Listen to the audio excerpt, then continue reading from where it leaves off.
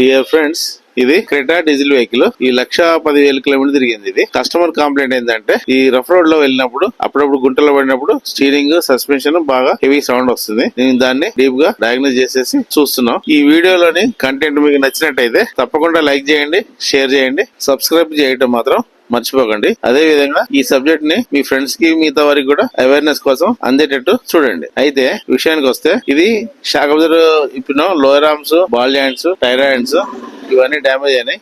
ఈ shock absorber bush kit, ఈ mounting కూడా బాగా డ్యామేజ్ అయింది. బేరింగ్స్ కూడా పోయినాయి. ఇవన్నీ తీసి కొత్త స్పేర్ పార్ట్స్ తెప్పించి వేస్తున్నాం. అయితే ఇంత డ్యామేజ్ ఉన్నప్పుడు మీరు 1,10,000 వరకు అంటే సౌండ్ వచ్చిన వరకు కాకుండా ఇంకా ముందుగానే కొంత చెక్ చేసి మీరు సస్పెన్షన్ స్టీరింగ్ చేయించినట్టయితే మీకు టైర్లు కూడా కాస్ట్లీ టైర్లు డ్యామేజ్ కాకుండా ఉంటాయి. లేట్ చేసినట్టయితే ఆ టైర్ కూడా డ్యామేజ్ అవుతూ ఉంటది. ఇవి ఎట్లాగో షెడ్యూల్ ప్రకారం ఈ సస్పెన్షన్ స్టీరింగ్ చేయిస్తూ ఉన్నాం. ఈ చేయించే ముందే టైం కు మీరు చేయించినట్టయితే ఆ విలువైన కాస్ట్లీ టైర్స్ కూడా లైఫ్ పెరిగేటట్టు చూసుకోవచ్చు.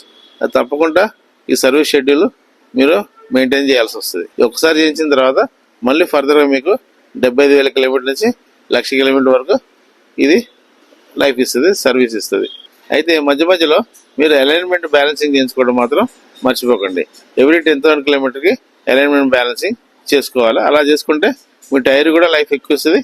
ఈ సస్పెన్షన్ వర్క్ కూడా మనకి ఎక్కువ సర్వీస్ ఇచ్చడానికి అవకాశం ఉంటుంది. Thank you.